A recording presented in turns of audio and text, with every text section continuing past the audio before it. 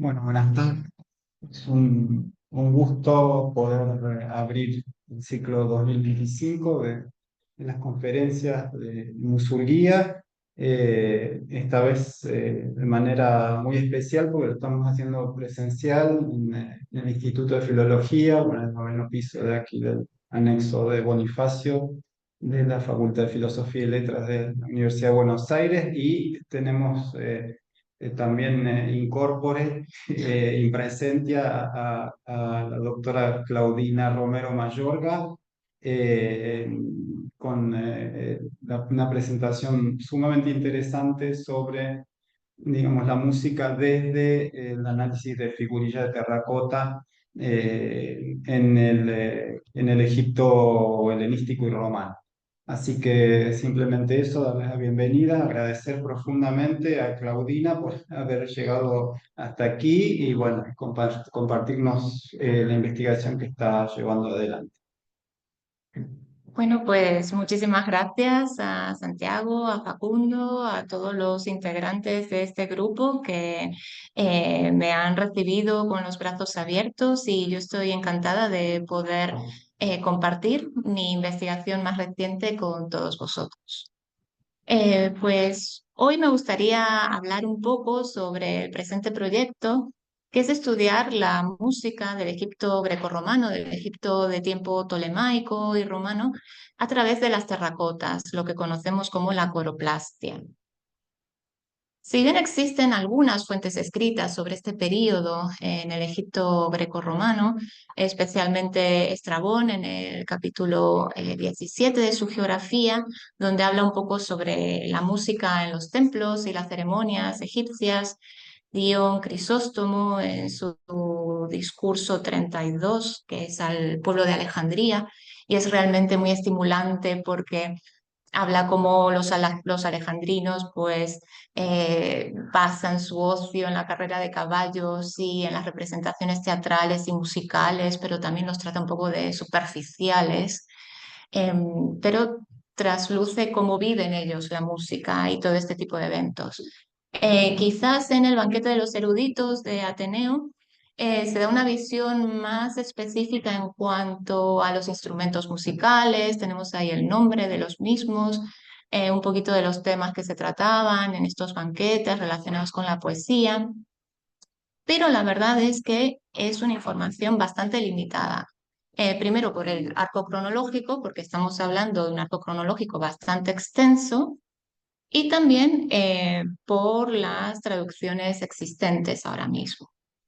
Otras fuentes escritas que tenemos, más del tipo documentales, son los fragmentos con connotaciones musicales que tenemos gracias a el reciclaje de los cartonajes de las momias.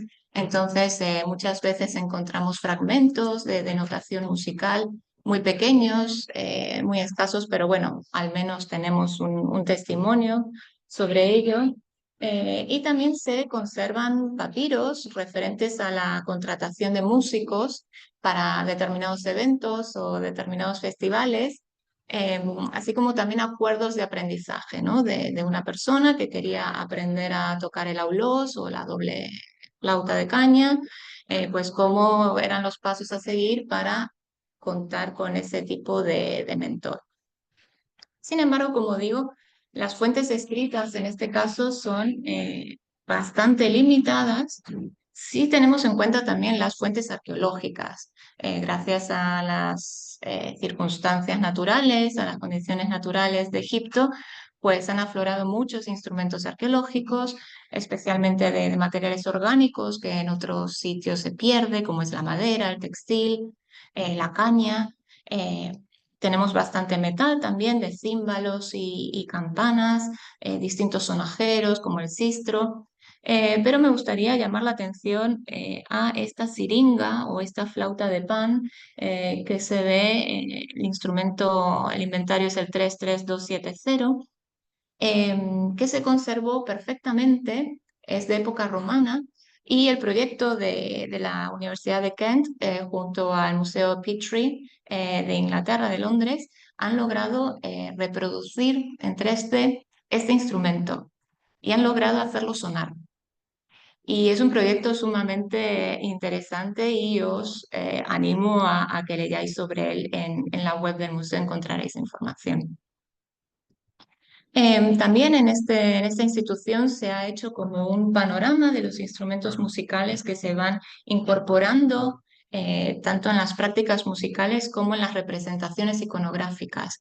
Entonces veremos que ya en el periodo antiguo tenemos un amplio espectro de tambores, de clarinetes, ya están las dobles flautas de caña. Y también tenemos los crótalos o este tipo de castañuelas hecho de madera o de marfil o de hueso de diente de hipopótamos. También tenemos varios cordófonos. Es un poco llamativo que en el periodo tolemaico, en esa columna, no tenemos ninguna influencia, lo cual parece un poco extraño porque estamos hablando de la Koiné mediterránea de época alejandrina, donde hubo una confluencia terrible de distintas ideas, pero por lo que sea no aparece registrado a nivel arqueológico, ¿no? Esta distinción en cuanto a instrumentos. Sí tenemos los címbalos en época romana, especialmente con pinzas, se colocan en la punta de pinzas para poder hacerlo sonar. Y yo diría que aquí falta la siringa, que no se sabe muy bien cómo entra en Egipto, ya lo veremos más tarde. Pero comparada con estas fuentes, tanto literarias como arqueológicas o escritas, inscritas, nada se compara con la riqueza que reside en las figuritas de terracota. Generalmente aparecen reflejadas en la bibliografía como terracotas del Fayum o figuritas del Fayum. Y se refiere a una zona bastante amplia del delta del Nilo, del Bajo Egipto, a veces llega hasta Heracleópolis, como vemos en este mapa, y se refiere a toda esa cuenca del delta hasta el Fayum, con capital en Memphis, con unos hallazgos impresionantes, pero la verdad es que se extiende por bastante territorio egipcio. Y bueno, ahí están reflejadas algunas de las ciudades, Alejandría, Náucratis, Heliópolis, Memphis, Saqqara, Atribis, Caranis, etc. El problema es que no existe un claro contexto arqueológico. Si bien las primeras excavaciones que se llevaron a cabo de Petrie, de Weber, de Schmidt, arqueólogos ingleses, arqueólogos alemanes, arqueólogos franceses publicaban sus hallazgos, pero no tenemos una estratigrafía exacta. Sabemos que el terreno pues no era el más firme, que también había bastante expolio. Entonces, bueno, sí tenemos las primeras publicaciones que son córpora de un montón de figuritas que se hallaban y entonces se publicaban como pequeños álbumes. De todas las figuritas que se habían encontrado en determinado sitio. El problema de estas figuritas es la datación. Obviamente la terracota ya se conocía en Egipto, pero entra con gran fuerza a partir de Alejandro, cuando los colonos griegos se asientan en el delta y empieza a haber una necesidad de adquirir cierta mercancía que antes no tenían acceso en Egipto, como son estas pequeñas terracotas. Las terracotas, las figuritas de terracota representando desde divinidades, músicos, bailarinas, cortejos funerarios, nupciales, existen en todo el Mediterráneo desde el hierro temprano y ya pues se expande terriblemente en época arcaica. Entonces había una profusión de estas terracotas en todo el Mediterráneo, salvo en Egipto, que es cuando estalla en el siglo IV, III antes de Cristo. El problema es que al ser una producción seriada con moldes, muchas veces resulta difícil establecer una cronología. Entonces yo he intentado mantener la cronología que aparece en los museos, en las colecciones, eh, porque es sumamente amplia y también me parece que es una buena forma de discutir este tema, porque no todo tema está cerrado, sino que hay muchas vías de investigación. Por ejemplo, en este caso se suele decir época romana, época griega, época grecorromana. siglo IV antes de Cristo al siglo III después de Cristo. Estamos hablando de 6 siglos de diferencia. ¿Cómo es posible que no podamos acotar un poco más esto? Y como decía, pues se ha diseminado en diversas colecciones porque pues son objetos pequeños, es fácil de transportar, son objetos portables y por lo tanto fácil de incorporar a ciertos lotes. Esta para que veáis, para que tengáis una idea de la diversidad de figuritas, de iconografía. Esto es cuando se realizó una primera donación al Museo de Hamburgo, que es donde yo estoy ahora mismo realizando mi estancia de investigación, y se trataban de 1000 figuritas. 1000 figuritas traídas de Egipto. Pero bueno, así como están en Hamburgo, pues también hay otras miles en el Louvre, en París, en el Museo Británico, en los museos de Berlín, obviamente en Egipto. Son colecciones grandísimas. Como decía, es una producción en serie, es una producción en molde, molde bivalvo, es decir, con dos mitades. La mitad frontal generalmente es la que tiene todos los detalles iconográficos y la parte el anverso es bastante liso, a veces hay unas pequeñas hendiduras con las herramientas del alfarero, pero es todo muy, muy básico. El interés está en el frente. Se trata de una arcilla del Nilo local, pero con bastante impureza, especialmente en las más tardías. Se le solía poner un engobe rojo o se las policromaba cuando se las quería enriquecer, especialmente las de Náucratis y Alejandría. Y las dimensiones varían de 5 a 30 centímetros.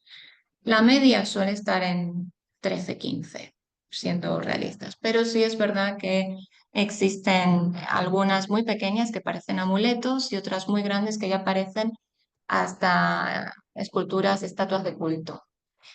La iconografía es variadísima, porque estamos hablando de época alejandrina, estamos hablando de un momento en el que confluyen las ideas locales egipcias con las ideas griegas, más tarde las ideas romanas, más todo el ideario de Levante, que ya se traía de antes. Por lo tanto, encontramos desde divinidades como Isis, Serapis, Harpócrates era una divinidad básica en estos momentos. Eh, También encontraremos un montón de animales locales, exóticos, encontraremos músicos, por supuesto, también hay un montón de lucernas con distinta decoración. Em, pero el problema es que todo este tema, al tratarse de producciones seriadas con moldes, estos moldes muchas veces se van desgastando. Y cuando el molde se desgasta, en lugar de tirarse, se reutiliza. Entonces se recorta la parte que está desgastada, se mete una parte nueva. Se quita otra vez otra parte, se mete un añadido. Entonces muchas veces tenemos la misma cara con distintos cuerpos, o el mismo cuerpo con distintas caras, o el mismo cuerpo con distintos atributos. Y se trata de este recorte constante que también nos dificulta mucho la tarea de establecer una cronología, porque es muy difícil de rastrear. Y por supuesto está el tema de la función. Eh, la gran mayoría de estatuillas de terracota, tanto en Grecia como en Chipre, como en las colonias griegas del sur de Italia, se han encontrado en tumbas, se han encontrado en depósitos votivos, en santuarios, se han encontrado en ámbito doméstico. En este caso es muy difícil encontrar el contexto arqueológico por lo que ya conté, porque estas excavaciones se dificultaban un poco. Pero sí es verdad que lo que más se ha encontrado es o en ajuar funerario o en ámbito doméstico, en pequeños altares domésticos.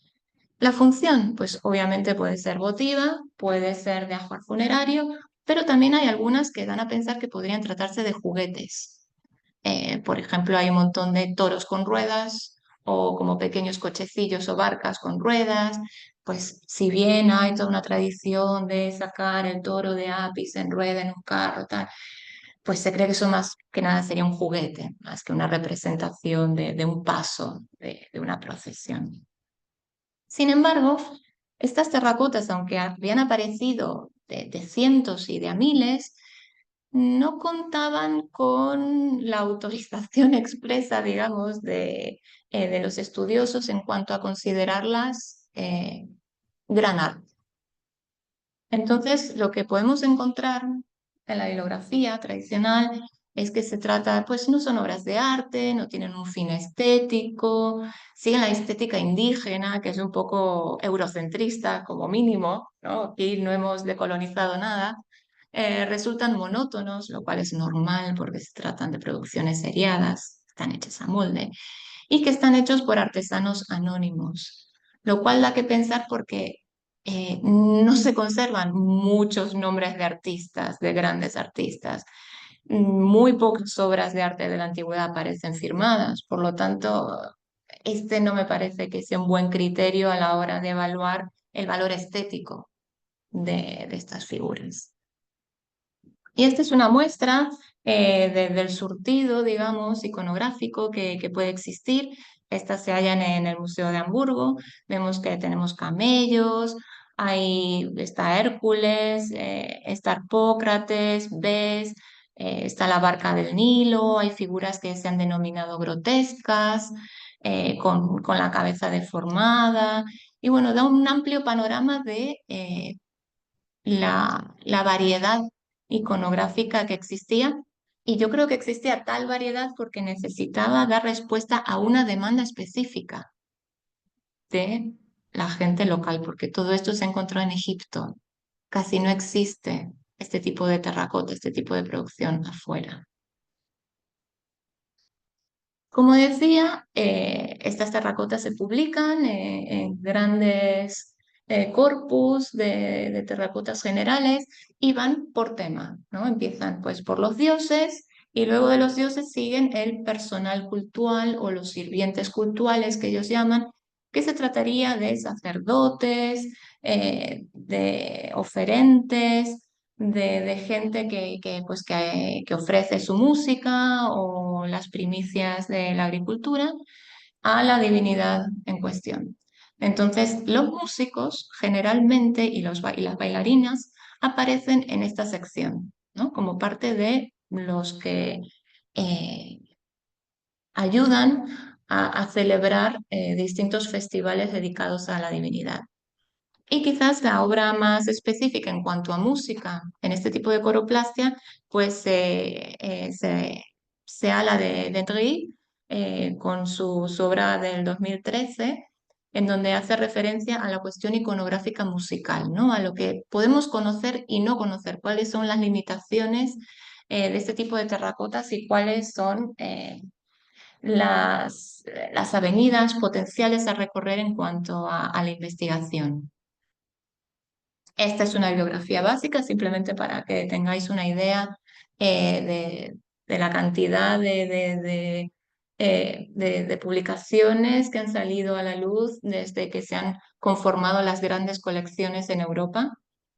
Esto es ya, se trata de colecciones que pertenecen a distintos museos, desde el Louvre, en Tübingen, en Leipzig, Dresden, tenemos la de Bucarest también, que es la de Torok. Y bueno, digamos que estas son las Biblias de las terracotas actuales. Pero bueno, hoy nos vamos a ocupar de la música y lo vamos a ir haciendo un poco, poco a poco en cuanto al tema de instrumento para ver qué novedades hay o qué inclusiones hay en este tipo de figuritas. Empezando por la percusión, los idiófonos, obviamente el sistro es un atributo de Isis. Desde el arte faraónico, Isis aparece con el sistro, que eh, vamos, que le es heredado, digamos, de la diosa Hathor. Isis adquiere este sonajero, es un elemento apotropaico porque aleja el caos, aleja el dolor, aleja todo lo negativo y se convierte en un atributo de Isis, tanto ya digo, en arte faraónico como en arte griego y romano posterior. Sin embargo, en cuanto a las terracotas, es muy difícil encontrar a Isis con el sistro. Muy, muy difícil. Se encuentran algunas sacerdotisas, o a la diosa, como en este caso, pero en la mayoría de los casos, Isis, como figurita de terracota referente al Fayum, aparece con la cítula, con el pequeño cuenco de agua sanadora del Nilo, y sino también sosteniendo la serpiente sagrada o el ureus o el aspersor de la cítula. Pero en ningún caso aparece con el sistro, propiamente dicho. Sí tenemos muchísimas figuritas referidas a la percusión, a los membranófonos, a estos tambores de marco con piel animal bien estirada que se percutían de distinta forma. Este es el molde realmente que se ha conservado, no es la figura en sí, sino que es el molde. Y vemos que tiene un movimiento, se trata de una bailarina que está percutiendo el membranófono. Vemos una gracia típica de las producciones de esta época. Vemos que es bastante temprana por la cronología y obviamente se inspira en toda esta serie que contaba antes de figuritas percusionistas anteriores desde la época ateniense. Tenemos eh, figuritas con tambor o con pandereta arcaicas, vamos, diría yo desde el siglo octavo antes de Cristo en Chipre, también de origen púnico, y obviamente las tanagras, que las tanagras son este tipo de producciones también seriadas que penetran en Egipto también hasta época bastante tardía y que va a influir bastante también la producción local. Aquí vemos ya figuras mucho más estáticas, vemos que hay una volumetría distinta, el instrumento siempre es parte del molde. El instrumento nunca está exento, siempre es parte del molde. Y las distintas formas de percutir. En una vemos que realmente está percutiendo el tambor, en cambio la otra la está sosteniendo más como si fuera un atributo sagrado, como si fuera un símbolo. Entonces aquí siempre tenemos la duda, ¿estamos en presencia de música o estamos en presencia de un símbolo, de un exvoto que se va a ofrecer a la divinidad en cuestión? Aquí no traigo la cronología, pero podemos ver que por el peinado se trata de época romana. Tenemos estas pelucas sumamente complejas de rizos y tirabuzones que nos están poniendo en una cronología bastante tardía.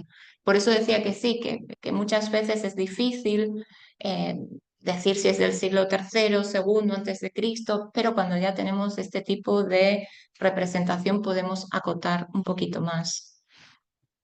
El tímpano, obviamente, no es privativo de la época helenística. En Egipto tenemos a Bes, esta divinidad relacionada con la infancia, con el embarazo, con el ámbito doméstico, que protegía a los niños, protegía a las embarazadas y estaba todo el tiempo tocando el tímpano. Y los tenemos desde amuletos súper antiguos, como también en figuritas de piedra anterior al uso de cerámica en Egipto. Y también estaba muy en relación con la figura de Harpócrates, que tenemos aquí un Harpócrates sitifálico, bueno, dos Harpócrates sitifálicos en el registro inferior, tocando el tímpano. Harpócrates es una divinidad que va a ser central en época tolemaica y en época romana también. Se trata de una divinidad que ya se conocía en el antiguo Egipto, es el hijo de Isis y Osiris. Adquiere la fórmula iconográfica de un niño, no recién nacido, pero un niño pequeño egipcio. Se lleva el índice a la boca. Algunos dicen que en señal de nutrición porque quiere comer, otros dicen que se trata de la dentición, que le está doliendo, que por eso se lleva el dedo a la boca. En cualquier caso se representa con la cabeza rapada, una trenza al costado y sentado, porque se trata de un dios que nace prematuramente y como todos los infantes no pueden, no tienen la fuerza de caminar, por lo tanto se lo suele representar sentado, en cuclillas, sobre un animal, aunque con el tiempo también adquirió una monumentalización, sobre todo en época tardía, y entonces ya aparece Harpócrates de pie, como en la imagen central. Siempre con la doble corona egipcia, vemos que es una corona egipcia reducida, que no abarca toda la cabeza del dios, dos capullos de loto, de flor de loto, flanqueando la corona, que está refiriéndose a esa iconografía egipcia del loto que se abre cada día como símbolo solar. Harpócrates es un dios solar que también adquirirá connotaciones nocturnas porque todo anverso tiene su reverso. Y entonces, pues se refiere a la regeneración continua. Y también es un dios que fue muy favorecido por la dinastía Ptolomea y luego por los primeros emperadores, porque se refiere a la reafirmación del poder imperial. Él es heredero de Isis y Osiris, por lo tanto heredero es el faraón y por lo tanto es el nuevo regidor. Y los Ptolomeos se quieren asentar en esa tradición, se quieren anclar en esa tradición para reafirmar su poder ahora. Por eso tendrá gran difusión en todo el Egipto tolemaico. Y aquí traemos ya pues algunos ejemplos un poquito más complejos en el que vemos que sí, que sigue estando esta bailarina o esta figura tocando el tímpano, pero ya está acompañada de otro participante, los dos están bailando y en este caso vemos que tiene un atuendo extraño, tiene también la corona con el doble capullo de loto, es un ser itifálico o macrofálico, también lo encontraréis en la bibliografía. Y se trata de referirse constantemente a la fertilidad, a la regeneración, a todos estos conceptos que encarnaba Harpócrates. También veremos ciertos rasgos caricaturescos que antes se les denominaba los enanos nilóticos o personajes nilóticos. Hoy preferimos cuerpos no normativos o con rasgos grotescos, como se los llamaba anteriormente. En cualquier caso, muchas veces estas figuras aparecerán bajo eh, el epígrafe de grotesco. Por si en algún momento lo queréis buscar, pues aprendes. También vemos esta zancada de baile, que es típica de la coroplastia grecorromana. Por lo tanto, aunque tenemos aquí como un mensaje, una filosofía de base egipcia, digamos, está encarnada a través de prototipos ya conocidos y probados griegos. Como decía, esta mezcla entre un personaje itifálico y otro pues que está percutiendo lo tenemos también en otras representaciones de Harpócrates, en la imagen de la izquierda, está Harpócrates con otro ser también, con estos rasgos abultados, itifálico, al igual que el Harpócrates del medio, en donde aparece itifálico y solamente lo vemos, pues si nos fijamos entre los pies, está un poco escondido, pero ahí está. Y como vemos, es una fórmula iconográfica que se repite, es un mensaje que se quiere transmitir constantemente a través de la música, a través de la divinidad y esta sensación de que se está celebrando la constante regeneración que ya venía de todo el ceremonial nilótico de época faraónica y en la que se ancla esta nueva visión de abundancia y de un gobierno rico de los Ptolomeos. En cuanto a los aerófanos, pues tenemos muchísimas representaciones ya en Náucratis. En Náucratis se da un poquito antes por el emporio que había griego hasta el siglo III más o menos antes de Cristo. Y además ha tenido mucha difusión también la figura del sileno en cuclillas tocando el doble aulós. Y algunos estudiosos dicen que esto se repercutirá en la imaginería posterior, eh, que quizás no sé si se aprecia demasiado bien en las imágenes. No, que en la transmisión Mm. aparece más chica la... Ah, la diapositiva. Sí. Pues bueno, luego podré... eh, Sí. Claudina, puedes poner, creo que yo veo ahí tus funciones. Hay una de las que aparecen ahí que te permitiría a vos, cuando vos la veas en tu pantalla completa, los que estamos fuera la vemos en pantalla completa. No me acuerdo, es una de las funciones que aparecen ahí, no me acuerdo cuál. Habría que probar. Settings. No.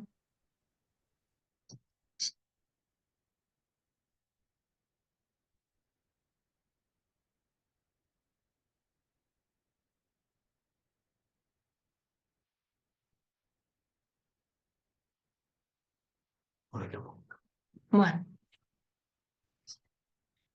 Bueno, pues siguiendo con los aerófonos, tendremos varias opciones. Por ejemplo, aquí tenemos este doble aulós ya, y en este caso tenemos este pequeño detalle del paisaje local, cierto exotismo. Tenemos aquí una palmera. Entonces, el auletas en este caso está dándonos a entender que está en Egipto, ¿no? Este es un rasgo típico, sobre todo de la coroplastia más tardía, que insiste en lo exótico. Tenemos también una suerte de caña transversal, de aerófono transversal, que supuestamente era típico de Alejandría, y vemos que aquí lo está tocando junto a una figura que se parece mucho a Arpócrates, con esa testa rapada, con la trenza a un costado, y posiblemente se trate de un sacerdote que está haciendo una especie de procesión o de danza ritual junto al músico. Estas figuras son muy interesantes porque este prototipo no existe en la coroplastia griega. Se trata de una oferente, una canéfora que vemos que lleva una canasta con piñas en su testa, y en una escala inferior vemos a un músico que está tocando el doble aulós. Sabemos que es de época romana por el tipo de ánfora que flanquea a la figurita, pero es muy curioso cómo llega un momento en el que no saben muy bien cómo identificar que se trata de algo relacionado con Isis, y entonces el nudo de Isis, que generalmente se situaba entre el pecho, lo sitúan entre las rodillas porque no tienen paño suficiente para situarlo en el pecho. No hay forma de agregarlo en el molde sin destrozar la figura, entonces deciden pues situarlo ahí. Por lo tanto, creo que es muy interesante ver el desarrollo de los moldes, el desarrollo de la producción, y ver cómo insisten en mantener ciertos atributos y otros no. También tenemos la flauta traversa y la flauta de pan, esta siringa, que no se sabe muy bien cómo se introduce en Egipto, generalmente en época romana o grecorromana. Suele estar más influida por el culto Atis, Atis el pastor frigio, que siempre, siempre, siempre aparece con la siringa, pero aquí hay una suerte de contaminación que todavía no se ha sabido muy bien rastrear cómo fue este proceso de difusión cultural. En cualquier caso, traigo esta figurita que me parece muy interesante, porque si bien todas las figuras que hemos estado viendo hasta el momento parecen fabricadas para ser figuritas estantes y estar de pie en altares o en donde fuera, en un altar doméstico o en un santuario, en este caso vemos que por detrás aparece perforado, con la idea de traspasar un hilo, una soga y ser colgado. Estamos hablando de una figura que son 15 centímetros de alto, por lo tanto dudo que sea el cuello o el cinturón, sería más que nada pues o en algún tipo de santuario o en una pared dedicada al culto, pero me parece muy interesante la idea de manipulación, de cómo se manipulaba y cómo se vivía realmente. Estamos hablando ya desde un punto de vista más antropológico, si se quiere. Lo mismo ocurre con estas figuras, que vemos en este caso cómo la cabeza parece recortada y reutilizada en distintos tipos de molde. Una es con una suerte de gaita, como vemos la flauta está conectada a una bolsa, y tenemos también un scabellum en el pie, le está dando como un pequeño crótalo con el pie, y además está tocando la siringa. y se trata de una figura con máscara teatral. Vemos perfectamente esa sonrisa invertida típica de máscara. Y esa es una cara, es una máscara que se repite en una de las figuras que tenemos en el Museo de Hamburgo, también itifálica. En el caso de Berlín falta una parte primordial de la figurita, pero en el caso de Hamburgo la tenemos entera y se trata de un esclavo que, como vemos, también repite toda esta iconografía y toda esta presencia de atributos relacionados con los festivales, esas guirnaldas o esas pelucas que veíamos con antelación o las coronas de flor de loto. Y en este caso también tenemos esta figura maravillosa de casi 20 centímetros, también diseñada para ser colgada. Si bien todas estas figuras relacionadas con máscaras y festivales y procesiones en honor a Harpócrates, en honor a otras divinidades sincréticas, Harpócrates, Ptah, Socaris, Harpócrates, Serapis, Isis. Obviamente también hay una influencia muy grande del culto de Dionisos en época griega. Y también tenemos un montón de quemaperfumes y linternas relacionadas con máscaras.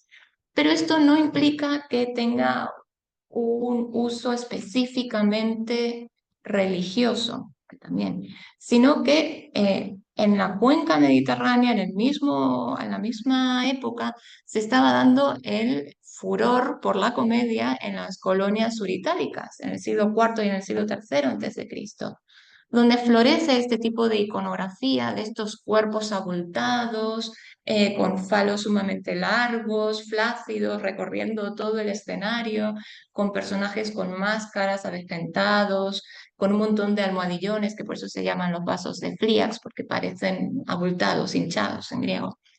Entonces vemos que es muy similar este tipo de iconografía que vemos en este vaso con la anterior. O sea, aquí es donde vemos que lo grotesco realmente proviene de un núcleo común, que es la comedia, que es el teatro. Asimismo, pues tenemos otras figuras en las que también aparece la música, como el órgano hidráulico, típico de Alejandría, según las fuentes, y este salpings o esta trompeta extremadamente larga que también se usaba en el teatro.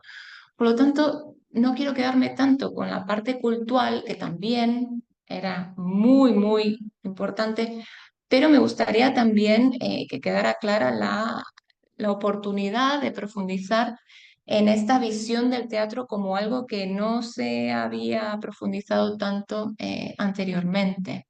Y aquí vemos otra vez el músico, el salpings itifálico, que se vuelve a repetir como en los otros Harpócrates. Estamos en un momento de contaminación iconográfica, de convergencia, en la que es muy difícil separar eh, y catalogar exactamente a qué faceta de la vida se está refiriendo esta producción de coroplastia. Cordófonos tenemos varios, tenemos la lira, tenemos la lira triangular, el trigonon, también relacionado con Harpócrates, y tifálico y con Bes. eh, Estas dos figuras maravillosas de los cordófonos, también en clave humorística, en clave teatral. Otra vez, en este caso es un actor, bueno, espero que sea un actor con máscara de asno, y la otra figura grotesca también. Estamos otra vez en este ámbito del humor, del teatro, de la comedia, pero que tiene una base religiosa, por supuesto. Entonces es muy sugerente, está poco estudiado, y creo que a partir de aquí pues podría extenderse el estudio a toda una clase de músicos itifálicos de lira que están esparcidos por varias colecciones europeas.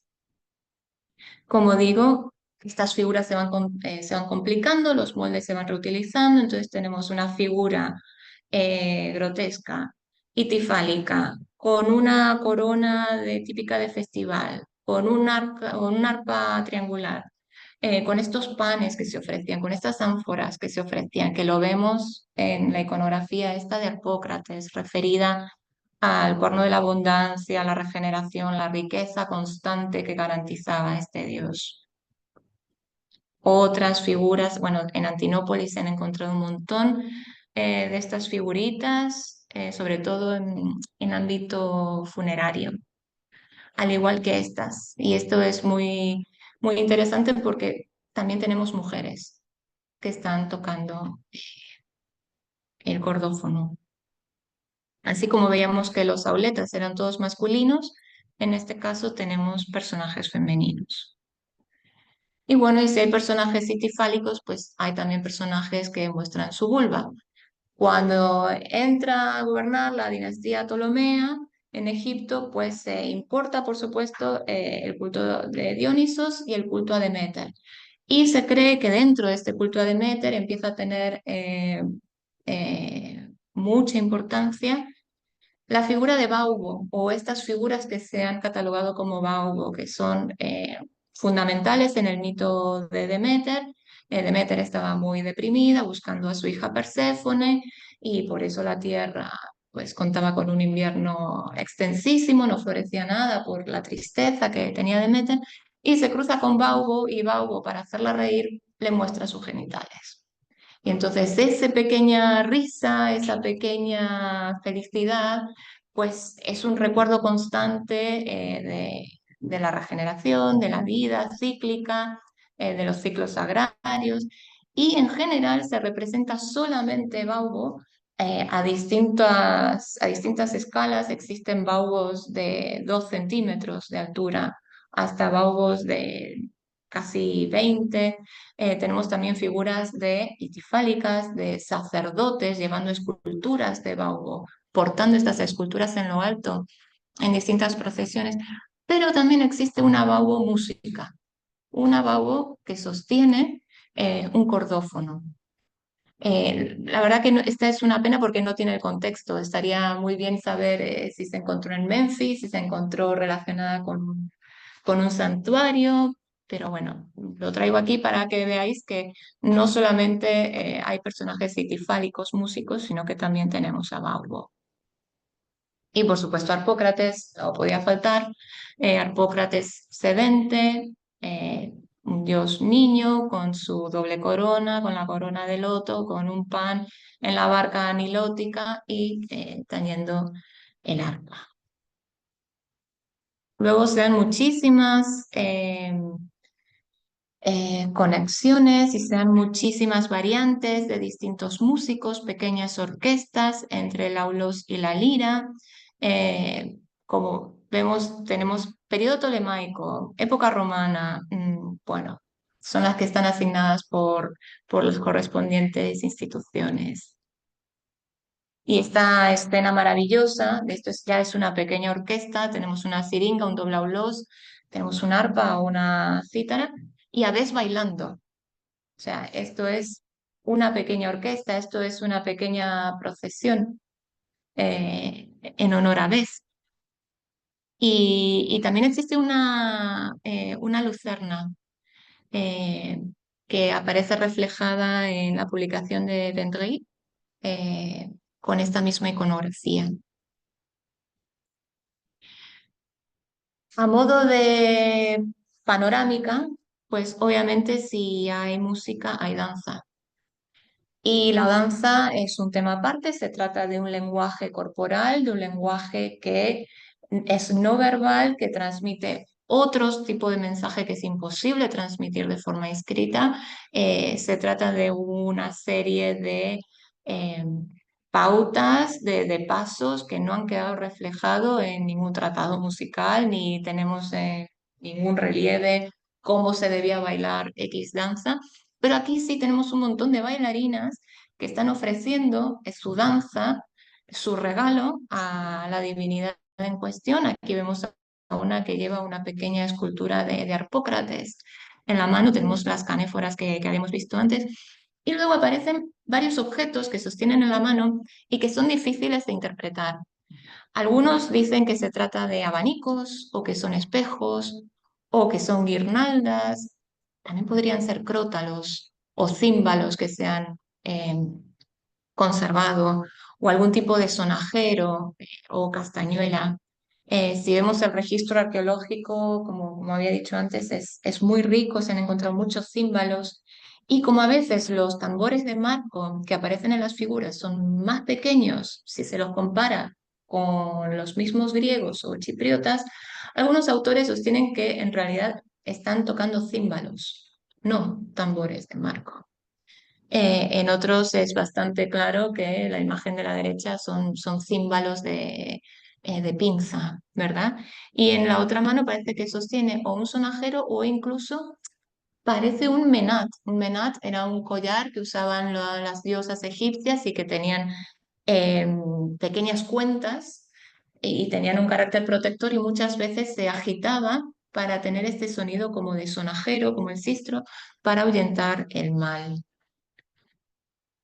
Pero claro, es tan extensa la cantidad de idiófonos que existen y que se han conservado en el antiguo Egipto que habría que ir punto por punto y figura por figura para intentar identificar qué material están intentando transmitir o qué tipo de ruido se está intentando evocar. Como vemos, los hay de mimbre, de madera, de metal, de hueso. eh, es riquísimo el registro arqueológico. Entonces, pues para redondear un poco, el propio Ventry decía que estas figuras nos sirven para analizar la popularidad de ciertos instrumentos musicales o de ciertos intérpretes, de las tradiciones que conviven en Egipto, de la especialización del género, como habíamos visto antes, que también hay mujeres eh, que tocan los cordófonos, pero no el aulós. Es muy difícil estudiar la composición de los instrumentos porque se tratan de moldes que están desgastados, que están miniaturizados. O sea, es muy difícil decir si el sistro tiene 3 o 4 varillas, porque se trata de muchas veces una fórmula iconográfica, no de una instantánea o de una realidad. Y por supuesto, existe la necesidad de contextualizar la función de los músicos junto a las divinidades y a los personajes que se les asociaba. Yo esto lo pongo a modo de ejemplo.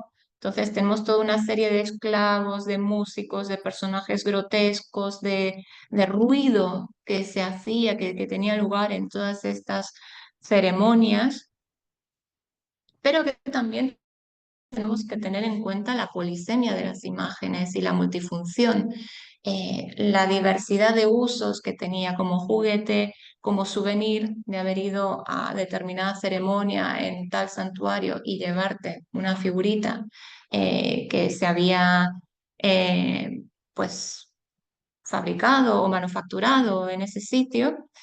Y a mí me gustaría agregar que habría que tener en cuenta en el estudio de estas figuras la tridimensionalidad, que hay que ir más allá de la iconografía. Porque sí, son músicos, pero tenemos muchos músicos. Entonces, ¿de qué forma están representados? ¿Están sosteniendo el atributo como un atributo sagrado o lo están percutiendo, o lo están tañendo? También se podía colgar, no se podía colgar, cómo se encontró. Hay muchas de estas figuras que son imposibles de asentar. Entonces es muy posible que estuvieran recostadas o inclinadas sobre otro soporte. Esto nos da a pensar las formas de uso. Se colgaban, se llevaban de un lado al otro, tenían varios usos a través de su vida. Realizar la biografía de estas figuritas muchas veces formaban parte eran un juguete o estaban en el altar doméstico y luego cuando la persona fallecía se incorporaba como parte del ajuar funerario. ¿Cómo sabemos esto? Por el desgaste que tienen muchas de estas figuras, por las huellas de fuego que tienen muchas de estas figuras, cerca de lucernas, cerca de lámparas que por supuesto se iban quemando y que luego eran descartadas. Entonces, espero que con este panorama haya podido compartir parte de mi investigación y abrir nuevas oportunidades eh, para entender mejor este tipo de producción. Muchas gracias. Muchas gracias, Claudina. Muy lindo, muy interesante. Podemos hacer ya que aprovechar la presencialidad, de un intercambio, si hay alguna pregunta, si hay alguna votación, si hay alguna inquietud. Bueno, yo puedo hacer una Sí. pregunta. Muchísimas gracias por la exposición. Primero, excelente, nos sirve mucho para seguir entendiendo un poco de estas prácticas. Y la pregunta es si era un bien de lujo Ah, o si era más popular en sí, general. eso últimamente está debatido. Hasta el 2015, todas las publicaciones te van a decir que es una manifestación de religiosidad popular. Todas. La realidad es que hay muchas. Y si bien estamos hablando de un arco cronológico muy amplio, estamos hablando de 6 siglos, entonces es normal que se genere tanta. Y es impensable que sea solamente de una parte específica de la población. Está bien que también se ofrendaban figuras en metales preciosos, se ofrendaban bronces, faienzas. Estos mismos apócrates también existían en plomo, también existían en bronce, menos, porque obviamente esos eran materiales más caros. Pero las últimas excavaciones en villas romanas, egipcias, que son de un nivel económico bastante alto, se han encontrado este tipo de figuras. Entonces yo creo que es más que nada una muestra de la participación, más allá de la escala jerárquica de la sociedad.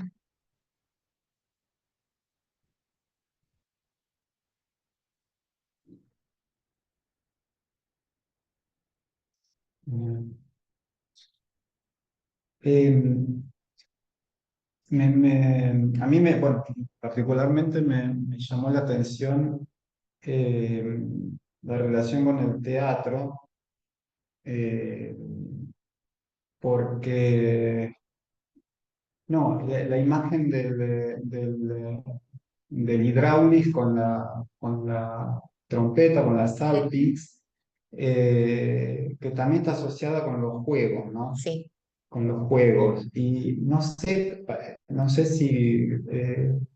si me pareció a mí, pero también la ejecutante era mujer. Me da la sensación Es en la difícil. terracota, no, porque están los mosaicos de Slitten, Ah, sí, sí, sí, donde es sí. claramente, o sea, se acepta que es una mujer, Sí. ¿no? Y también está el relato el relato del epitafio de esta romana de Aquincum, donde era una Ujú. mujer la organista, ¿no? Y Sí, es como que eh, sí, sí. es como otro testimonio más de la mujer organista, ¿no? Interesante. Y no, y también relacionado con el relato de Dion Crisóstomo que habla de Alejandría, ¿no? Como la ciudad del teatro, que Sí. están todos fascinados por el teatro. Es muy gracioso porque dice, en otros lados el vino lleva la música, pero en el caso Y de no. ustedes la música lo lleva el vino. Sí. Eh, y la otra cosa que me quedó es que la mayoría de los cordófonos Ujú. que aparecen son cuadrangulares, Sí, ¿no? O sea que si el análisis o la hipótesis de Fabio Cerqueira, ¿no? sí, Es acertada, serían hablas en su interpretación de qué es el Nablas, porque sí. es cierto que no tienen, bueno, en algún caso la segunda parece una cítara romana, Mm, ¿no? Pero todos estos cuadrangulares que parece que no tienen cajas, ¿no? mm. Es como que lo Nada. que él dice del Nablas. Sí, por eso yo hacía esa relación con el teatro y la música de colonias suritálicas, porque es una rama que no está suficientemente estudiada, los contactos que pudieron haber o el núcleo, el inicio común, punto de partida común. Y creo que es una vía a explorar muy rica. Tal cual. No, y esta cosa de apelar, me parece muy bien en la comedia, porque trata tantas figuras grotescas y todo, y dejar nada más lo vitifálico en lo religioso, Claro. en lo apotropaico, es como que ya es Sí, demasiado. es acotar algo que no es necesario. Al fin y al cabo, los que tenemos esta necesidad de catalogar y acotar somos nosotros.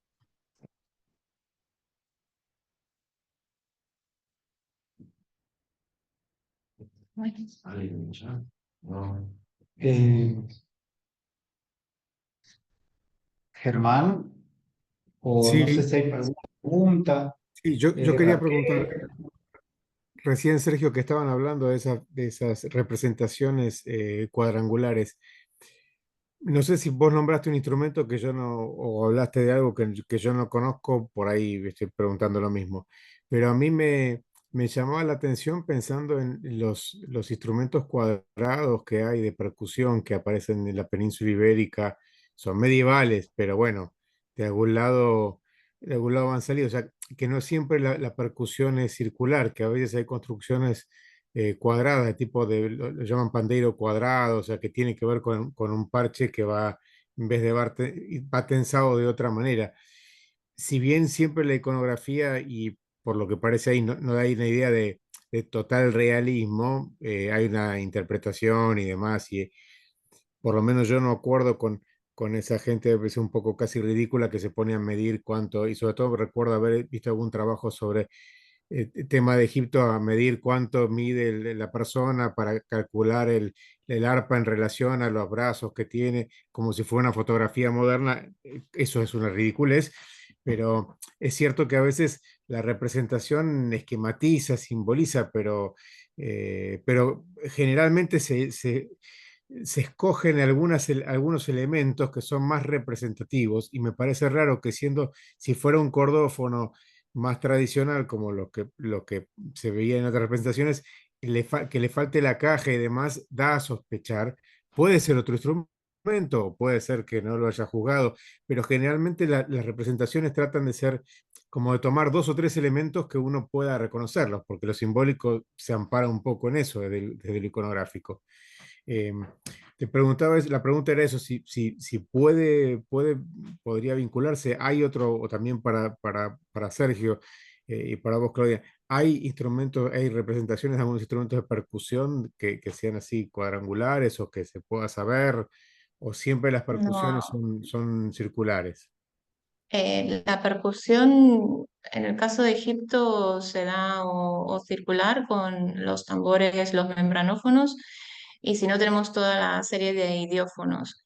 Es verdad que, por ejemplo, el trabajo de Fabio, que también habla sobre estos sistros suritálicos que parecen, claro, Julia. en Apulia, que es una suerte como de marco cuadrangular con varillas horizontales y que también se habrían tañido de esa forma.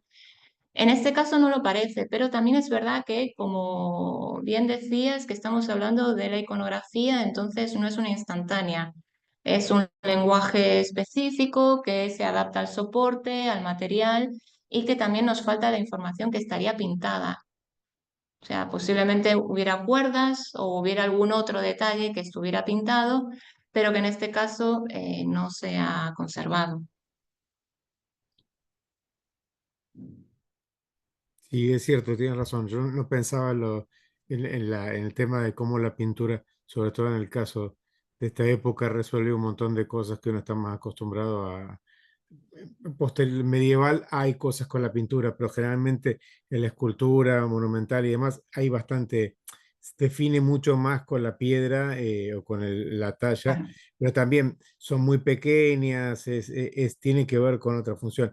Y también iconográficamente muchas veces se reproducen cosas que no están muy claras, pero que se reproducen porque se copian, como tú dijiste, por el tema del molde. Puede haber un montón de cuestiones técnicas o de representación que uno, nada, busca desde el presente lo que tú dijiste, la instantánea, y tener toda la información cuando podía representar. Me imagino a alguien haciendo una figura con una especie de guitarra, que uno ve una cosa bueno, triangular y con un mango dice es una guitarra, porque yo conozco la guitarra y tengo un contexto. Al haberlo perdido, estamos. Bueno, también está bueno siempre mantener la idea de la duda, o sea, uno creo que también es un error científico pensar, Sí. tratar de afirmar y de cerrar todo de alguna manera cuando a veces la información no termina de ser total. Entonces, la hipótesis queda en una pregunta. solamente. No, y Así es que que además estamos hablando de material anepigráfico, pero es anepigráfico porque no se ha conservado la pintura, quizás había alguna inscripción o algún graffiti hecho con algún pigmento, pero que no se ha conservado o se ha limpiado en demasía, porque sabemos de muchos coleccionistas que adquirían estas figuras, pero como tenían algunas concreciones o no le gustaba el color, las limpiaban y las limaban. Entonces también se ha perdido mucha información en ese respecto.